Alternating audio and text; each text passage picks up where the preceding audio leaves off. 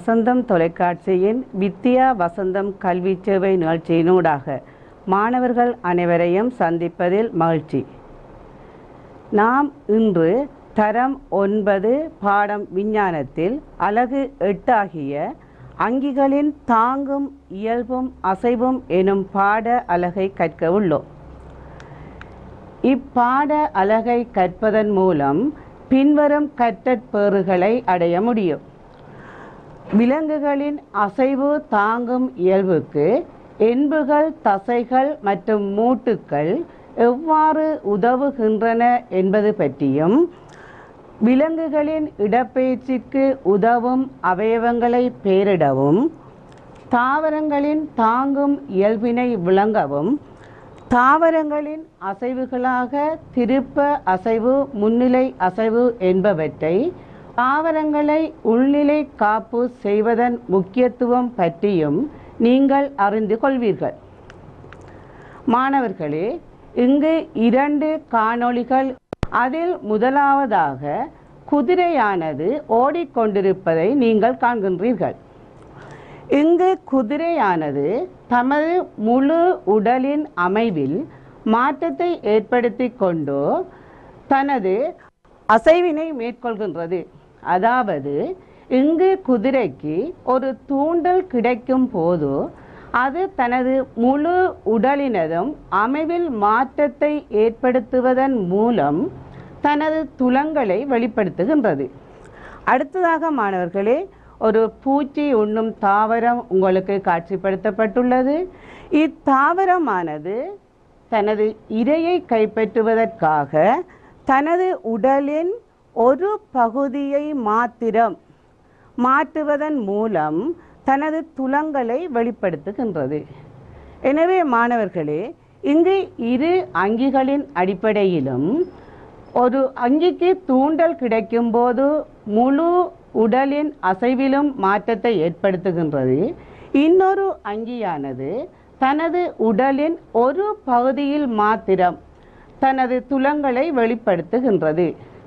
இவ்விரு அவதானிப்புகளின் அடிப்படையில் இருந்து நாம் அசைவு என்றால் என்ன என வரையறை செய்வோமானால், தூண்டலுக்கேற்ற துலங்களாக அங்கிகள் தமது முழு உடலையும் அல்லது உடலின் ஒரு பகுதியின் அமைவை மாற்றிக்கொள்ளும் செயல்முறை அசைவு எனப்படும். எனவே மாணவர்களே, நாம் இப்பொழுது அசைவு என்றால் என்ன என வரையறை செய்தோம். விலங்குகள் அசைவிற்காக எவ்வகையான அவயவங்களை பயன்படுத்துகின்றன என இனி பார்ப்போம். இதன் அடிப்படையில் உங்கள் பாட நூலில் செயற்பாடு 8.1 பல்வேறு விலங்குகளின் மாதிரி படங்கள் தரப்பட்டுள்ளது. இவ்விலங்குகள் யாவும் நீங்கள் ஏற்கனவே முந்திய தரங்களில் கற்ற, அதாவது தரம் 6 அங்கிகள் எனும் பாடப்பரப்பினூடாகவும், தரம் 7 விலங்கு பல்வகமை எனும் பாடப்பரப்பினூடாகவும், தரம் 8 விலங்கு பாகுபாடு எனும் அலகினூடாகவும் இவ் அங்கிகளை நன்கு அவதானித்து இனங்கண்டிருப்பீர்கள். எனவே இங்கு இவ் அங்கிகளை இனம் காண்பதில் உங்களுக்கு எவ்வித சிரமமும் ஏற்படாது. மாணவர்களே, உங்கள் பாடநூலில் தரப்பட்ட அங்கிகள் இப்பொழுது காணொளியாக இங்கு காட்சிப்படுத்தப்பட உள்ளது. இதன் அடிப்படையில் முதலாவது அங்கி, இங்கு ஒரு நுண்ணங்கி காட்டப்பட்டுள்ளது. இந்நுண்ணங்கியானது அமீபாவாகும். நன்கு அவதானியுங்கள். இவ் அங்கி அவயவத்தை மேற்கொண்டு தனது அசைவை மேற்கொள்கின்றது என்று. ஆம் மாணவர்களே, இங்கு அமீபாவானது தனது போலி பாதங்களின் துணை கொண்டு தனது அசைவை மேற்கொள்கின்றது. அடுத்ததாக இதுவும் ஒரு நுண்ணங்கி. இந்நுண்ணங்கியானது யூக்களினா. இது தனது சவுக்கு முலைகள் மூலம் தனது இடம்பெயர்வினை நீங்கள் இவ் நுண்ணங்கி பரமீசியம் அநேகமாக நீங்கள் வைக்கோலில் ஊற வைத்த நீரில் இவ் நுண்ணங்கியை நன்கு அவதானித்திருப்பீர்கள். இது தனது பிசிர்கள் மூலம் தனது இடம்பெயர்வை மேற்கொள்கின்றது. அடுத்ததாக ஒரு முள்ளந்தண்டிலி வகையைச் சேர்ந்த ஒரு அங்கி காட்டப்பட்டுள்ளது. இது மொலஸ்கா கணத்தைச் சேர்ந்தது. இவ் அங்கியை நன்கு அவதானிங்கள் மாணவர்களே. இவ் அங்கியானது தனது தசை செறிந்த பாதங்களின் துணை கொண்டு இடம்பெயர்வதை நம்மால் அவதானிக்க கூடியதாக உள்ளது. அடுத்ததாக இங்கு காட்டப்பட்டுள்ள இரு அங்கிகளும் இதுவும் முள்ளந்தண்டிலி வகையைச் சேர்ந்த அனலிடா கணத்தைச் சேர்ந்ததாகும். இவ்விரு அங்கிகளையும் நீங்கள் அவதானிக்கும் போது இவ்விரு அங்கிகளினதும் தெளிவாக இனங்காணக்கூடிய அசையத்தக்க விசேட அங்கங்களை எம்மால் அவதானிக்க முடியவில்லை. ஏனெனில் இது ஒரு துண்ட புழுக்கள். இவ் அங்கிகளின் தசைகளினுள் நுண்ணிய அமைப்பில் இங்கு இடப்பெயர்ச்சி புன்னங்கங்கள் காணப்படுகின்றன. இதன் அடிப்படையில் மண்புழுவை நன்கு அவதானியுங்கள். இம்மண்புழுவானது தனது தசைகளுக்கிடையே உள்ள சிலிர் முட்கள் எனும் அமைப்பினூடாக தனது இடம்பெயர்வை மேற்கொள்கின்றது. அடுத்ததாக அட்டையானது தனது உறிஞ்சி எனும் அமைப்பினூடாக தனது இடம்பெயர்வை மேற்கொள்வதை நம்மால் அவதானிக்க முடிகின்றது. ஆம் மாணவர்களே, அடுத்ததாக நீரில் வாழும் ஒரு டொல்பின் தனது துடுப்புக்கள் மூலம் தனது இடம்பெயர்வை மேற்கொள்வதையும் பாம்பானது தனது வயிற்றுப்புற செதில்கள் மூலம் தனது இடம்பெயர்வை மேற்கொள்வதையும் நாம் காணக்கூடியதாக உள்ளது. அடுத்ததாக இவ்வகையான விலங்குகள் முள்ளந்தண்டுளி விலங்கைச் சேர்ந்தது. இங்கு தவளை காட்டப்பட்டுள்ளது, அம்பிபியா. இது தனது கால்கள் மூலமும், சிறுத்தையானது தனது கால்கள் மூலமும் தனது இடம்பெயர்வினை மேற்கொள்கின்றது. அடுத்ததாக மாணவர்களே, மனிதன் தனது கால்கள் மூலமும், பறவைகள் தனது இடப்பெயர்ச்சியை மேற்கொள்வதற்காக சிறகுகள் அல்லது இறக்கைகள் போன்றவற்றின் துணை கொண்டு தனது இடம்பெயர்வை மேற்கொள்கின்றது. அங்கிகளின் அடிப்படையில் பெறப்பட்ட தகவல்களின் அடிப்படையில் உங்கள் பாட நூலில் ஒரு அட்டவணை தரப்பட்டுள்ளது. இவ் அட்டவணையை உங்களால் இலகுவாக பூர்த்தி செய்ய முடியும். அந்த வகையில் பூர்த்தி செய்யப்பட்ட அட்டவணை இங்கு காட்சிப்படுத்தப்பட்டுள்ளது. இதனை பார்த்து கொள்ளுங்கள் மாணவர்களே. அடுத்ததாக நாம் இப்பொழுது அவதானித்த அங்கிகள் சிலவற்றை நோக்கும்போது இங்கு நத்தை, மண்புழு, அட்டை போன்ற முள்ளந்தண்டிலி விலங்குகள் அநேகமாக தமது இடம்பெயர்விற்காக தசைகளை மாத்திரம் பயன்படுத்தின. முள்ளந்தண்டுளிகள் தனது இடம்பெயர்விற்காக தசைகளுடன் எண்புகளையும் பயன்படுத்தப்பட்டதை நாம் அறிந்து கொண்டோம். இப்பொழுது நாம் எண்புகள் தசைகளால் அசைவு மாத்திரம் தானா மேற்கொள்ளப்படுகின்றன என நாம் பார்க்கும்போது அசைவுடன் மேலதிகமாக தசை எண்புகளால் உடலுக்கு ஒரு வடிவத்தை அளிப்பதுடன் உடலுக்கு வலிமையையும் ஒரு தாங்கும் தன்மையையும் கொடுக்கின்றது. அடுத்ததாக மாணவர்களே, இங்கு நாம் கூறினோம் தசை அசைவதற்கு பயன்படுத்தப்படுகின்றது என்று. ஆகவே தசை எவ்வாறான இயல்புகளை தன்னிடம் கொண்டுள்ளது என நாம் பார்ப்போம். இங்கு தசைகளின் இயல்புகளாக தசை கலங்கள் அநேகமாக நார் வடிவில் காணப்படும். இந்நார்கள் சுருங்கத்தக்கதாக அல்லது தளரக்கூடியதாக காணப்படும். உங்களுக்கு தெரியும், ஒரு ரப்பர் நாடா மீள்தன்மை கொண்ட மாதிரி நமது உடலில் காணப்படும் இந்த தசை நார்கள் சுருங்கக்கூடியதாகவும் தளரக்கூடியதும் ஆற்றலை கொண்டுள்ளது.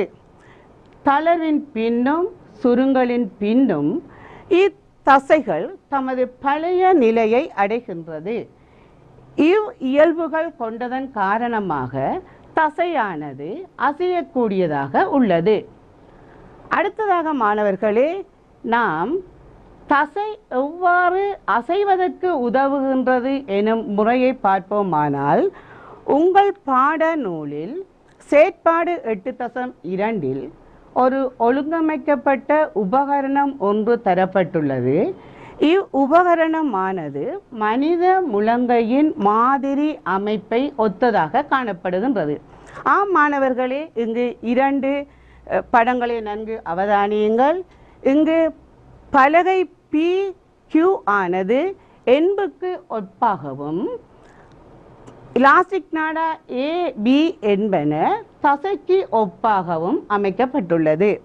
எலாஸ்டிக் நாடா A இருதலை தசையாகவும் எலாஸ்டிக் நாடா B முத்தலை தசையாகவும் இங்கு அமைக்கப்பட்டுள்ளது. இங்கு நாம் பலகை P-ஐ அசையாமல் வைத்துக்கொண்டு எலாஸ்டிக் நாடா A-ஐ சுருக்குவதன் மூலம் கையை மேல் நோக்கி அசைய செய்யலாம். அதே மாதிரி P பலகையை அசையாமல் வைத்துக்கொண்டு எலாஸ்டிக் நாடா B-ஐ சுருங்கச் செய்வதன் மூலம் கையை கீழ் நோக்கி அசைக்கலாம். கையின் அசைவுக்கான ஒரு காணொளி இங்கு காட்சிப்படுத்தப்பட உள்ளது. மாணவர்களே, இக்காணொளியை நன்கு அவதானியுங்கள். இங்கு கையை மேல் நோக்கி அசைக்கும் போது இங்கு இருதலை தசை சுருங்குவதனையும், கையை கீழ் நோக்கி அசைக்கும் போது முத்தலை தசை சுருங்குவதனையும் நாம் காணக்கூடியதாக உள்ளது. நாம் விலங்குகளின் தாங்கும் இயல்பும் அசைவும் பற்றி கற்றிருந்தோம். தற்போது தாவரங்களின் தாங்கும் இயல்பும் அசைவும் பற்றி கற்க உள்ளோம். இங்கு உங்களுக்கு ஒரு சூழலில் காணக்கூடிய காசித்தும்பை செடி தாவரத்தின் படம் காட்சிப்படுத்தப்பட்டுள்ளது. இத்தாவரத்தின் தண்டானது மிகவும் வலிமை அற்ற நலிந்த தண்டாக காணப்படுவதனால் இதற்கு நீர் குறைவாக கிடைக்கும் போது இத்தாவரமானது வாடி வதங்குவதை எம்மால் காணக்கூடியதாக இருக்கின்றது. ஆம் மாணவர்களே, இங்கு காசித்தும்பை செடி தாவரம் நிமிர்ந்து நிற்பதற்கு, அதாவது தாங்கும் தொழிலை புரிவதற்கு இத்தாவரத்தில் காணப்படுகின்ற நீர் இங்கு பயன்படுத்தப்படுகின்றது. ஆகவே வலிமையற்ற நலிந்த தண்டுள்ள தாவரங்களில் தாங்கும் தொழிலை புரிவதற்கு நீர் மிக முக்கிய காரணமாக அமைகின்றது. அடுத்ததாக மாணவர்களே, இதுவும் உங்கள் சூழலில் காணப்படும் ஒரு வைரம் செறிந்த தண்டு தாவரம் காட்சிப்படுத்தப்பட்டுள்ளது. இது மாமர தாவர தண்டானது. இங்கு இத்தாவரத்திற்கு நீர் பற்றாக்குறை ஏற்பட்டிருப்பினும் இத்தாவர தண்டானது வாடி வதங்க மாட்டாது. ஏனெனில் இத்தாவர தண்டில் தாங்கும் தொழிலை மேற்கொள்வதற்காக மையவளைய கலங்களின் மீது படிந்துள்ள செல்லுலோசு, லிக்னின் போன்ற பதார்த்தங்களே இதுக்கு முக்கிய காரணமாக அமைகின்றது. எனவே மாணவர்களே, நாம் அவதானித்த 2 தாவரங்களின் அடிப்படையிலும் வலிமை அற்ற நலிந்த தண்டுள்ள தாவரங்களுக்கு தாங்கும் தொழிலை மேற்கொள்வதற்கு நீர் பயன்படுத்தப்படுவதனையும், வலிமையான தண்டை கொண்ட தாவரங்களுக்கு செல்லுலோசு, லிக்னின் போன்ற பதார்த்தங்கள் படிவுறுவதையும் எம்மால் அவதானிக்க முடியும். அடுத்ததாக இங்கு நாம் தாவர அசைவுகள் பற்றி இனி கற்க உள்ளோம். தூண்டலின் திசைக்கும் துலங்களின் திசைக்கும் தொடர்புக்கமைய தாவர அசைவுகளை நாம் 2 வகையாக இனங்காண முடியும். அந்த வகையில் முதலாவதாக திருப்ப அசைவும், இரண்டாவதாக முன்னிலை அசைவு. இங்கு நாம் இப்பொழுது திருப்ப அசைவு பற்றி கற்கப் போகின்றோம். இதன் அடிப்படையில் தூண்டலின் திசையில் துலங்கள் நடைபெற்றால் அது நேர் திருப்ப அசைவாகவும், அசைவானது மறை திருப்ப அசைவாகவும் கொள்ளப்படுகின்றது. இவ் அசைவுக்கு முக்கிய காரணம் அத்தாவரத்தின் வளர்ச்சி பதார்த்தங்களின் செல்வாக்காகும். நீங்கள் ஏற்கனவே இவ் அலகுக்கு முந்திய அலகான 7இல் தாவர வளர்ச்சி பதார்த்தமாகிய ஒக்சின்கள் பற்றி கற்றுள்ளீர்கள். இவ் வளர்ச்சி பதார்த்தங்களின் செல்வாக்கு காரணமாக இத்திருப்ப அசைவு நடைபெறுகின்றது. இனி நாம் திருப்ப அசைவுகளுக்கு சில உதாரணங்களை பார்ப்போமானால், இங்கு மாணவர்களே முதலாவது படத்தில் ஒரு தாவர வேர் நிலத்தை நோக்கி வளர்வது காட்டப்பட்டுள்ளது. அதாவது இங்கு வேரானது புவியை நோக்கி வளர்கின்றது. அதாவது புவி ஒரு தூண்டலாகவும் இந்த வேர் நிலத்தை நோக்கி வளர்வது ஒரு துலங்கலாகவும் காட்டப்படுவதனால் இவ் அசைவானது நேர் புவி திருப்ப அசைவு எனப்படும். அடுத்த படத்தில் பாருங்கள் மாணவர்களே, தாவர அங்குரம் நிலத்துக்கு செங்குத்தாக மேல் நோக்கி வளர்கின்றது. இங்கு இவ் அங்குரமானது புவிக்கு எதிராக வளர்கின்றது. அதாவது புவி ஒரு தூண்டலாக இருக்கும் போது இங்கு அங்குரமானது துலங்கள் வெளிப்படுத்தப்படுகின்றது அதற்கு எதிர் திசையில். எனவே இவ் அசைவானது மறை புவி திருப்ப அசைவு எனப்படுகின்றது. அடுத்ததாக இங்கு தாவர தண்டுச்சியானது, நன்றாக அவதானியுங்கள் மாணவர்களே, இங்கு தாவர தண்டுச்சியானது ஒளிப்படும் திசையை நோக்கி வளர்கின்றது. ஆகவே இங்கு ஒளியின் தூண்டலுக்கு இத்தண்டுச்சி வளைவதனால் இவ் அசைவானது நேர் ஒளி திருப்ப அசைவு எனப்படும். இங்கு நன்கு அவதானியுங்கள், இங்கு தாவர வேரானது நீருள்ள இடங்களை நோக்கி வளர்ந்து கொண்டே செல்கின்றது. இங்கு நீரானது இத்தாவரத்திற்கு ஒரு தூண்டலாகவும் அத்தாவர வேர் நீருள்ள இடங்களை நோக்கி வளர்வது ஒரு துலங்கலாகவும் வெளிப்படுவதனால் இங்கு தூண்டலின் திசையில் துலங்கள் நடைபெறுவதனால் இவ் அசைவானது நேர் நீர் திருப்ப அசைவு எனப்படும். அடுத்ததாக மாணவர்களே, இங்கு காணொளியை நன்கு அவதானியுங்கள். இங்கு மகரந்த மணியானது மகரந்த குழாயாக சூளை நோக்கி வளரும் காட்சிப்படுத்தப்பட்டுள்ளது. இங்கு சூழில் காணப்படும் ஒரு இரசாயன பதார்த்தம் காரணமாக, அதாவது இங்கு சூழில் காணப்படும் இரசாயன பதார்த்தம் ஒரு தூண்டலாக அமைவதால் இந்த மகரந்த மணியானது முளைக்கும் போது மகரந்த குழாயாக அவ் இரசாயன பதார்த்தத்தை நோக்கி வளர்கின்றது. ஆகவே இவ் அசைவானது நேர் இரசாயன திருப்ப அசைவு எனப்படும். அடுத்ததாக மாணவர்களே, கொடித்தோடை ஆதாரத்தை சுற்றி வளர்வதை காண்கின்றீர்கள். இது ஒரு தொடுகை மூலம் அசைவதால் இவ் அசைவானது நேர் தொடுகை திருப்ப அசைவு என்கின்றோம்.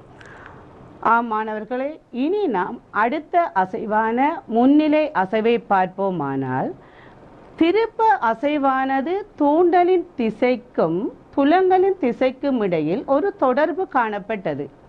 ஆனால் இங்கு முன்னிலை அசைவில் தூண்டல் திசையில் இருந்து கிடைக்கப்பெற்றாலும் துலங்கள் ஒரே வகையில் நடைபெறும். அதாவது தூண்டல் நீங்கள் எந்த திசையிலிருந்து வழங்கினாலும் துலங்கள் ஒரே மாதிரித்தான் நடைபெறும். அவை இங்கு குறித்த திசையில் இவ் அசைவு நிகழாது. அநேகமான முன்னிலை அசைவானது வீக்க அமுக்க மாற்றம் காரணமாகவே ஏற்படுகின்றது. இங்கு தாவரங்களில் புடைப்புகள் காணப்படுவதால் அந்த புடைப்பு களங்களில் வீக்க அமுக்க மாற்றம் காரணமாக இவ் அசைவு நடைபெறுகின்றது.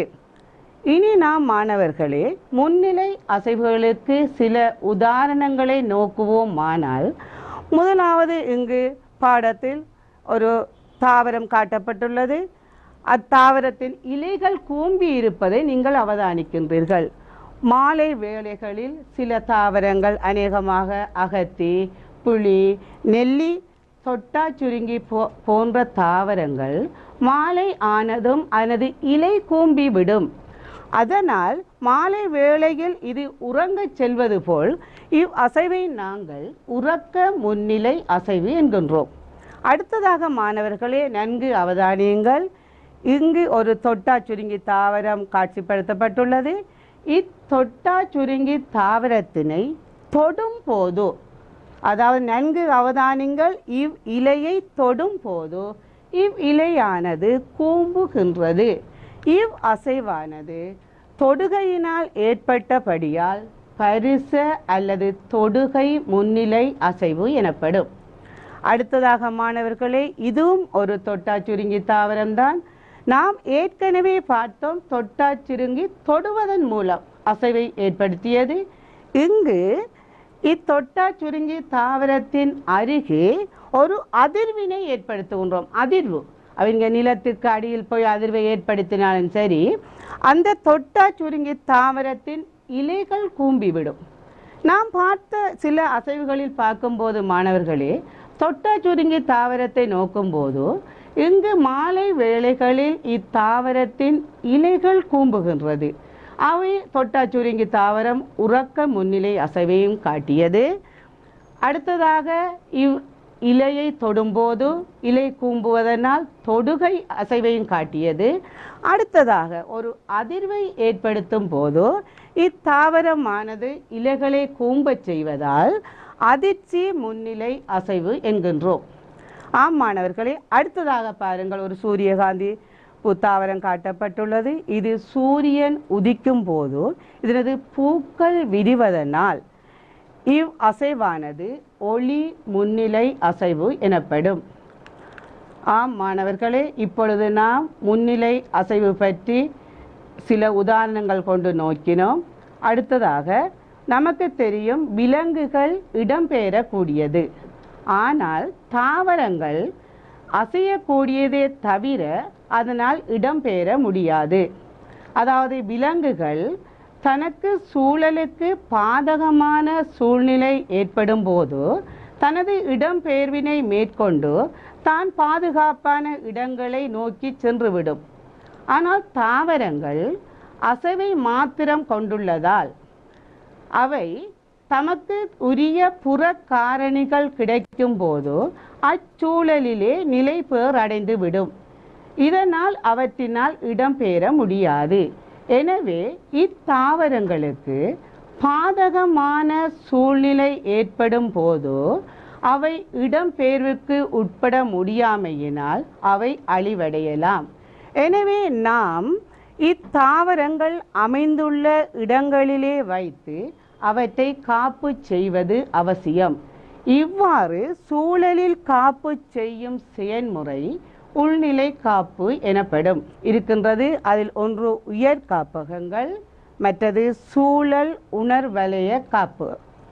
இங்கு சுதேச தாவரமான கருங்காலி, மில்ல போன்ற தாவரங்கள் உயர் காப்பகங்களாக பாதுகாக்கப்பட்டு வருகின்றது. அடுத்ததாக மாணவர்களே, அழிவடையக்கூடிய அங்கி இனங்கள் அல்லது அருகிக் கொண்டு செல்லும் அங்கி இனங்களை பாதுகாப்பதற்காக சூழல் உணர்வலய காப்பு அமைக்கப்பட்டு இவற்றை பாதுகாத்து இலங்கையில் பேணப்பட்டு வருகின்றது. நாம் இன்று படித்தவற்றின் சாராம்சத்தை நோக்குவோமானால் மாணவர்களே, இன்று நாம் விலங்குகள் இடம்பெயர்வதற்கு போலிப்பாதம், பிசிர்கள், சவுக்கு முளைகள், தசைகள், என்புகள் ஆகியவற்றை பயன்படுத்தியதையும், உள்ளந்தண்டிலிகள் ஆனது தனது இடம்பெயர்வுக்காக தசைகளை மாத்திரம் பயன்படுத்தியது, முள்ளந்தண்டுளிகள் தசைகளுடன் என்பையும் பயன்படுத்தின என கற்றுக்கொண்டோம். அடுத்ததாக என்புகள் அசையும் போதும் தசைகள் அசையும் போதும் தசைகள் எவ்வாறான இயல்புகளை கொண்டிருத்தல் வேண்டும், தசை என்புகளால் ஏற்படக்கூடிய நன்மைகள், தசைகள் இருப்பதனால் நமக்கு அசைவு மாத்திரமல்ல மேலதிகமாக உடலுக்கு வடிவத்தையும் ஆதாரத்தையும் வழங்குகின்றது எனவும், தாவரங்களின் அசைவாக திருப்ப அசைவு, முன்னிலை அசைவு என்பவற்றை உதாரணங்களின் துணை கொண்டும் நாம் இனம் கண்டோம். தாவரங்கள் இடம் பெற முடியாதாகையால் அவற்றை உள்நிலை காப்பு செய்யப்படுகின்றது எனவும் நாம் கற்றுக்கொண்டோம். இனி மாணவர்களே, உங்கள் பாட நூலில் இப்பாட அலகு சம்பந்தமான பயிற்சி வினாக்கள் தரப்பட்டுள்ளது. இப்பயிற்சி வினாக்களை நீங்கள் இலகுவாக செய்வீர்கள் என்ற நம்பிக்கையுடன் மீண்டும் ஒரு வித்யா வசந்தம் தொலைக்காட்சி நூடாக உங்களை சந்திக்கும் வரை நன்றி, வணக்கம்.